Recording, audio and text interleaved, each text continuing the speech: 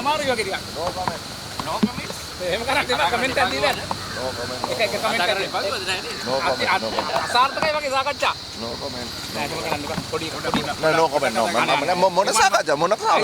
විපක්ෂය එකතු වෙලා සභාව පිටවන්න හදන්නේ. දැන් මෙතන මේ ඇවිල්ලා ඔව් ඒකනේ අර ඒකට අපි නෑ ඒ කරන සාකච්ඡා. යාළුවෝ ඇවිල්ලා හිටියේ මොකේද? අපි හිතේ මේ වෙන සාකච්ඡාවක්. මොකද ඒ සාකච්ඡා කල්පනා කරකතු.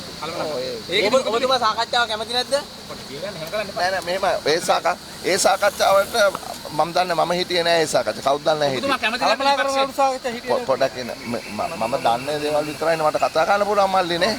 මම ඒ සාකච්ඡාවේ හිටියේ නෑ ඉතින් මම දන්නේ නෑ. කල්පනා කරන කමිටු සාකච්ඡාවේ මොන කතාවද? ඒ තියෙන්නේ අර අපේ කට්ටිය පත් කරන එක සම්බන්ධයෙන් ඒක වෙනම. ඒක තමයි වැදගත්. කට්ටිය කියන්නේ විපක්ෂයේ එකතු වෙලා යන. නෑ මල්ලි ඒක නෙමෙයි ඔය. ඒ වෙන සාකච්ඡාවක්. ලවාගෙන දින්නේ. ඔව් ඒකට මම නෑ. කලකිරලා වගේ තාම. සාකච්ඡා කරලා සර් හරියයිද මේක ඒක කියලා කරන්න පුළුවන්ද? මල්ලි ගන්නකො ඒ කට්ටියකින් ගන්න හොඳ. සුත්තක් කියලා යන්නකො. ප්‍රබලෙක් විදිහට ප්‍රබලෙක්නේ. මෙහෙමනේ ඒක දැනගන්න එපා මොනවද සාකච්ඡා කරන්න කියලා. නෑ හරි. ඔබතුමා කැමති නෑ නේද එක්සත් ජාතිපක්ෂයත් එක්ක යනවට? මොනවද ඔයාගේ කැමැත්තද අකමැත්තද මගෙන් අපි